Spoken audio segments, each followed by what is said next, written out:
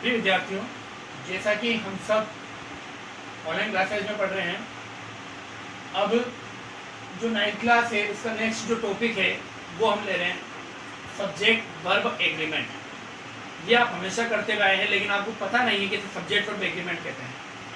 देखो बच्चों, जब भी हम कोई भी सब्जेक्ट लगाते हैं या कर्ता जिसे हम कहते हैं वो लगाते हैं, तो उसके आगे हेल्पिंग वर्ब उसके हिसाब से लगाते हैं। जैसे आई के साथ में आप एम लगाते हो, ई के साथ में इज लगाते हो, दे के साथ में आर लगाते हो।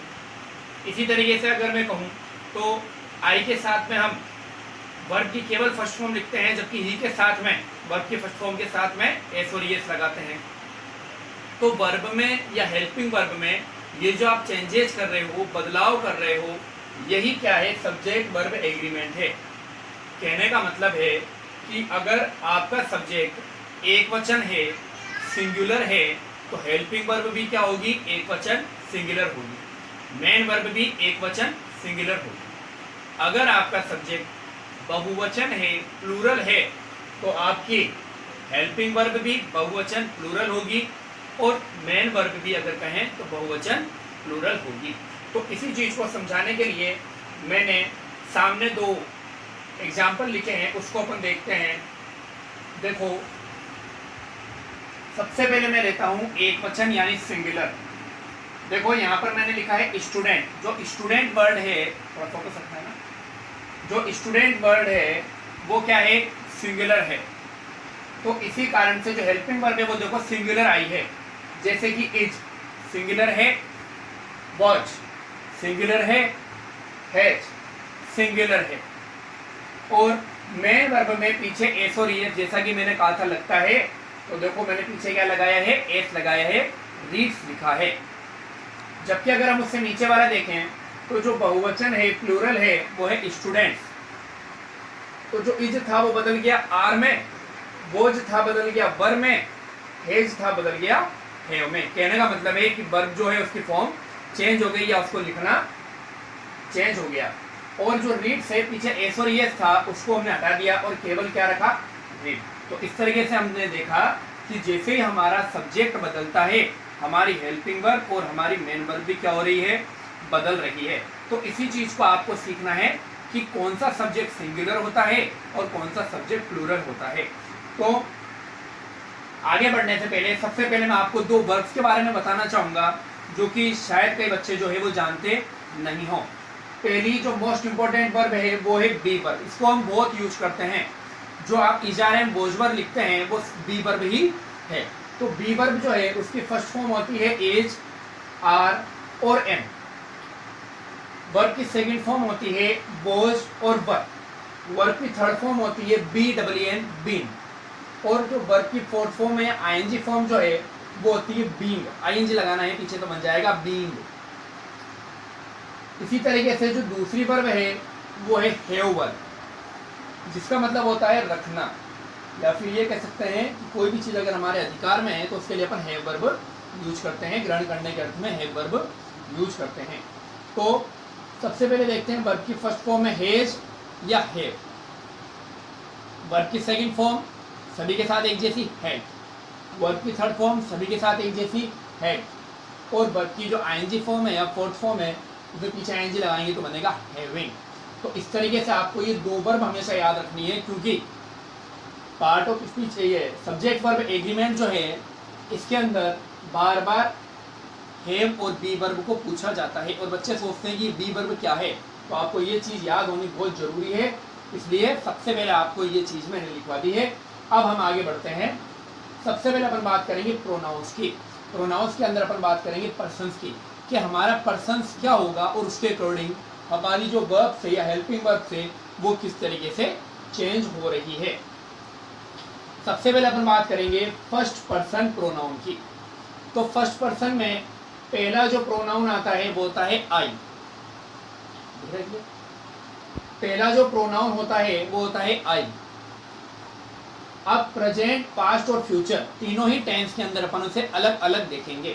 देखते हैं। देखो, सबसे पहले अगर बात करें प्रेजेंट में, तो आई जो है उसके साथ में लगता है एम। अच्छा, ये क्या चीज है, ये बी वर्ब है। ये जो वर्ब है वो कौन सी है, बी वर्ब है। यानी अगर पेपर के अंदर आपके आई के बाद में बी लिखा हुआ है वर्ब में भरने के लिए, तो आपको क्या भरना है, एम भरना है। ठीक है। अगर बात करें आई के साथ में जो हैव वर्ब है उसमें से क्या लगेगा, तो आप याद रखेंगे हैव लगेगा। तो ये कौन सी वर्ब हो गई, हैव वर्ब हो गई। तो आपको क्या लगाना है, हैव का हैव ही लगाना है। उसके बाद में जो अगली जो वर्ब है वो है डू। ये आप सभी जानते ही हैं, डू, डेट और डन। तो जो डू है उसकी जो वर्ब लगेगी, जब भी हम नेगेटिव सेंटेंस बनाते हैं, जब भी हम इंट्रोगेटिव सेंटेंस बनाते हैं, तो हम डू का प्रयोग करते हैं किसके साथ, आई के साथ। अब जो वर्ब की फर्स्ट फॉर्म है वो अकेली आती है। जैसा कि ऊपर हमने देखा था कि यहाँ पर रीड ही आया था, पीछे एस और एस नहीं आया था। सेम यही कंडीशन आई के साथ में भी है कि वर्ब की केवल फर्स्ट फॉर्म आएगी, एस आई एस नहीं आएगा। तो मैं यहाँ पे लिख देता हूँ मेन वर्ब। क्या लिख देता हूँ, मेन वर्ब। अब हम देखते हैं, अगर आई जो है प्रोनाउन हो और पास्ट के अंदर हमें भरने के लिए कहे, तो बी वर्ब के लिए तो हम भरेंगे वॉच, हैव वर्ब के लिए भरेंगे हेड, डू वर्ब के लिए भरेंगे डिड, और मेन वर्ब जो होगी उसकी वर्ब की कौन सी फॉर्म हो जाएगी, सेकंड फॉर्म हो जाएगी। ठीक है। अब बात करते हैं फ्यूचर के अंदर। तो फ्यूचर के अंदर आई के साथ में, जैसा कि आप हमेशा पढ़ते हुए आए हैं, शेल लगेगा। क्या लगेगा, शेल लगेगा। तो ये बात थी आई प्रोनाउन की। अब अपन बात करेंगे वी प्रोनाउन के बारे में। देखो वापस से वही बात है, अगर बात करें बी वर्ब की, तो इशारे में से प्रेजेंट के अंदर क्या लगेगा, आर लगेगा। अगर बात करें हैव वर्ब की, तो हैव वर्ब में से क्या लगेगा, हैव ही लगेगा। देखो हमने दो चीजें देखी है, हैज या हैव, तो हमने दोनों बार में आई और वी के साथ में हैव को लिखा है। ठीक है ना, इस बात का ध्यान रखें। बात करें आगे डू वर्ब की, तो उसकी जगह क्या लगेगा, डू ही लगेगा। और वर्ब की जो फर्स्ट फॉर्म है वो भी अकेली आएगी, यानी एस और एस नहीं आएगा। अब हम बात करते हैं पास्ट के अंदर अगर जाएंगे, तो आर की जगह अब क्या हो जाएगा, वर हो जाएगा। हेड की जगह क्या हो जाएगा, हेड हो जाएगा। डू की जगह क्या हो जाएगा, डिड हो जाएगा। और वर्ब की फर्स्ट फॉर्म की जगह क्या चेंज हो जाएगा, वर्ब की सेकंड फॉर्म हो जाएगा। और वापस से अगर बात करें फ्यूचर के अंदर, तो इसमें भी क्या लगता है, शेल लगता है। अब मैं बात करूंगा सेकंड पर्सन प्रोनाउन जो कि होता है यू। अगर बात करूं बी वर्ब की, तो बी में इसमें भी क्या लगेगा, इजारे में से आर लगेगा। अगर मैं बात करूं हैव वर्ब में, तो इसमें भी क्या लगेगा, हैव लगेगा। अगर मैं बात करूं डू वर्ब में, तो इसमें भी क्या लगेगा, डू लगेगा। और अगर मैं बात करूं मेन वर्ब की, तो इसमें भी केवल और केवल वर्ब की फर्स्ट फॉर्म आएगी, यानी एस और ईएस नहीं आएगा। तो ये बात ध्यान में रखने की है, आपको ये बात भूलनी नहीं है।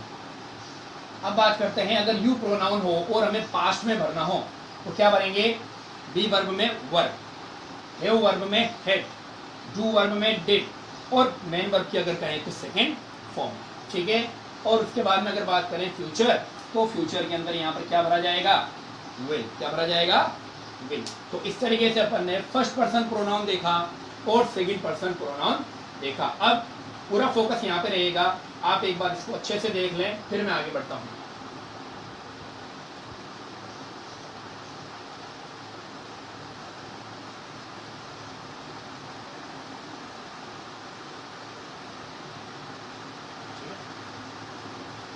तो अब हम देखते हैं थर्ड पर्सन। थर्ड पर्सन जो है वो सिंगुलर और प्लूरल दोनों होते हैं। कहने का मतलब है कि अगर एक वचन है तो सिंगुलर है और बहुवचन है तो प्लूरल है। तो सिंगुलर के अंदर हम तीन को रखते हैं, तीन प्रोनाउन है जो कि सिंगुलर कहलाते हैं, ही, शी और इट। इन तीनों के साथ में ही एक जैसी वर्ब लगती है, इसलिए तीनों को मैंने एक साथ ही लिखा है। अगर बात करें बी वर्ब की, तो तीनों के ही अंदर लगेगा इज। अगर मैं बात करूं हैव वर्ब की, तो तीनों के ही अंदर लगेगा हैज। देखो अभी तक सब जगह हमने हैव लिखा था हैव का, लेकिन अब याद रखना है कि हैव का क्या बन जाएगा, हैज बनेगा। ये बात ध्यान रखने की है। डू वर्ब की अगर बात करें, तो अभी तक तो हम डू लिख रहे थे, लेकिन सिंगुलर होने पर हमें यहाँ पर क्या लिखना पड़ेगा, डज लिखना पड़ेगा, यानी पीछे ईएस लगाना जरूरी है। और अगर बात करूं मेन वर्ब की, तो मेन वर्ब में आपको देखो वर्ब की फर्स्ट फॉर्म तो लिखनी ही है, लेकिन पीछे एस और ईएस लगाना है। इसलिए देखो मैंने जहाँ पर स्टूडेंट लिखा था उसके पीछे मैंने क्या लिखा है, रीड्स लिखा है, एस और एस लगाया है। अब अगर बात करें पास्ट में बी वर्ब होगा तो क्या बन जाएगा, वॉज। इसका बन जाएगा वॉज, हेज की जगह क्या हो जाएगा, हेड। वापस से डू का डेट और वर्ब की सेकंड फॉर्म, ठीक है। उसके बाद में अगर फ्यूचर की बात करें तो आएगा विल। तो ये तो थी एक वचन की बात। अब बात करेंगे अपन, अगर थर्ड पर्सन हमारा प्लूरल हो तो वो केवल एक ही है, दे। दे के साथ में अगर बात करें प्रेजेंट के अंदर बी वर्ब का जो होता है उसके लिए अपन लिखते हैं आर। हैव वर्ब आए तो आपको लिखना है हैव, डू वर्ब आए तो आपको लिखना है डू, और मेन वर्ब जो है उसमें भी यहाँ पे वर्ब की फर्स्ट फॉर्म लगेगी। और पास्ट की अगर बात करें तो बी वर्ब में लगेगा वर्ब, हैव वर्ब में लगेगा हेड, डू वर्ब में लगेगा डिड, और वर्ब की सेकंड फॉर्म। और अगर फ्यूचर की बात करें तो इसमें भी विल। तो अगर आपने इस पूरी सारणी का अध्ययन किया हो तो मैं आपका ध्यान उस ओर ले जाना चाहूँगा जो हमें चीज़ याद रखने की है। देखो बच्चों, सबसे पहले जो चेंज हो रहा है वो है बी वर्ब। एक जगह बी वर्ब जो है वो एम आ रही है, एक जगह आ रही है वॉच, एक जगह आ रही है आर, दूसरी जगह आ रही है verb. Are verb, as watch. तो पहली बात तो ये ध्यान रखने की है कि जो बी वर्ब है वो आपको याद होनी चाहिए। फिर बाद में हैव वर्ब जो है वो चेंज हो रही है। हैव वर्ब में इस जगह पे आ रहा है हैव, उसके बाद में इधर भी आ रहा है हैव, केवल एक जगह हेज आ रहा है, बाकी सब जगह क्या आ रहा है हैव। अब जो है इसके अंदर अगर हम बात करें हेड की तो आप देखेंगे सभी जगह पर क्या है, हेड ही लगा है। सभी जगह पे क्या है, डिड ही लगा है। सभी जगह पे क्या है, वर्ब की सेकंड फॉर्म ही लगी है। यानी जो मोस्ट इंपोर्टेंट याद रखने का है वो एक तो प्रेजेंट वाली सारी चीजें याद रखने का है और पास्ट के अंदर केवल बी वर्ब याद रखने की है। बाकी सब में क्या है, सारी चीजें सेम है। और आई और बी के साथ में तो क्या लगाना है, शेल, और बाकी सबके साथ में क्या लगा देना है, विल। तो इन बातों को ध्यान में रखते हुए अब अपन इनको अच्छे से सोल्व करते हैं। देखो, तो इनको सोल्व करने से पहले एक मैं आपको बात बताना चाहूँगा कि जब भी आप पेपर करने बैठे हैं, आपके कोई भी क्वेश्चन आए तो आपको हर चीज़ प्रेजेंट में मानकर चलनी है, जब तक कि आपके पास में क्लियर हिंट नहीं हो कि भाई आपको लग रहा है कि ये तो जो है पास्ट टेंस का है या फ्यूचर टेंस का है। ठीक है, तो अब बढ़ते हैं अपन आगे। देखो, ही ब्लैंक न्यूज़पेपर, हमें यहाँ पर पता नहीं चल रहा है लेकिन मैं ये मानूंगा कि ये प्रेजेंट टेंस का है। तो देखो ये रहा प्रेजेंट टेंस, क्या लगाना पड़ेगा, मेन वर्ब की फर्स्ट फॉर्म। लेकिन ये तो क्या है, ही है, तो कहाँ पर आना पड़ेगा, यहाँ पर। तो मेन वर्ब की फर्स्ट फॉर्म में क्या लगाना पड़ेगा, पीछे एस और एस। तो क्या लिखेंगे हम, रीड्स। ठीक है, पेपर में भी सेम ऐसे ही आएगा। अब देखो यहाँ पे ही ब्लैंक अब्सेंट यस्टरडे। अब यस्टरडे जो है वो पास्ट के लिए आता है, तो अब आपको जाना है पास्ट के अंदर बी वर्ब। ये देखो ये रही, ये है ही, ये पास्ट, और बी वर्ब की जगह आपने क्या लिखा है, देखो वॉज। तो क्या लिखेंगे यहाँ पे, वॉज।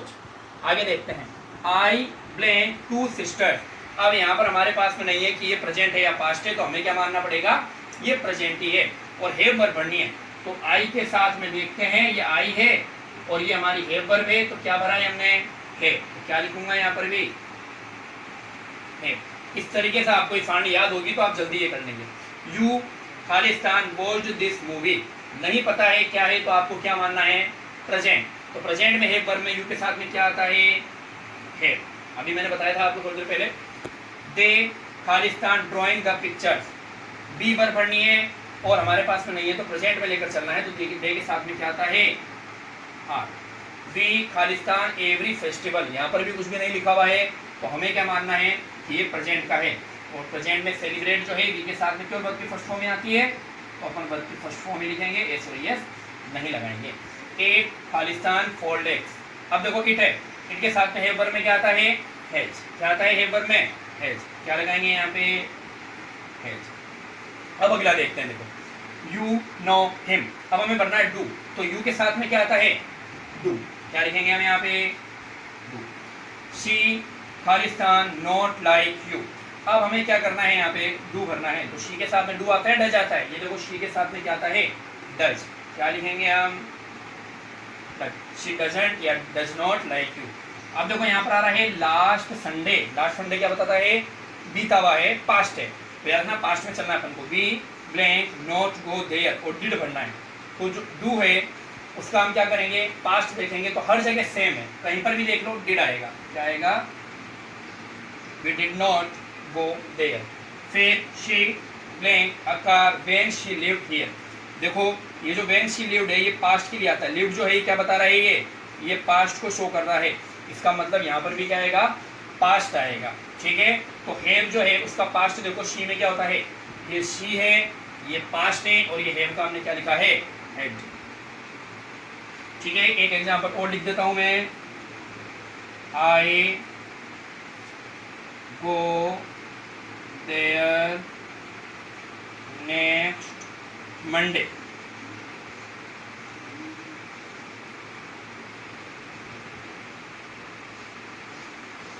अब आपको यहां पर जो है विल और शेल में से भरना है। तो आई खालिस्तान है, go there next Monday, next Monday बता रहा है कि ये कब का है, ये है आपके फ्यूचर का। तो फ्यूचर में हम देखेंगे आई के साथ में क्या आता है, शेल, क्या लिखेंगे, I shall go there next Monday. तो इस तरीके से आपको क्या करना है, इन सारणी के हिसाब से ही आपको याद होनी चाहिए, और आपको क्या करना पड़ेगा, कभी वर्ब की मेन वर्ब भरनी पड़ेगी, कभी आपको बी वर्ब भरनी पड़ेगी, और कभी आपको हैव वर्ब भरनी पड़ेगी। इन तीन के अलावा कोई सी वर्ब नहीं आएगी, या तो मेन वर्ब आएगी, या हैव आएगी, या फिर बी वर्ब आएगी। तो आज का जो लेसन है सब्जेक्ट और एग्रीमेंट का वो यहाँ पर ही फिनिश करते हैं। और अब जो है मैं हट रहा हूँ, तो अब आपको जो मैंने करवा दिया है ना, आपको राइट वगैरह कुछ भी नहीं लगाना है, आपको ना ही कोई चीज़ लिखनी है, सिर्फ और सिर्फ जो पहले लिखा हुआ था केवल आपको वही लिखना है। ठीक है बच्चों, तो अब मिलते हैं कल वाली वीडियो में। Thank you very much.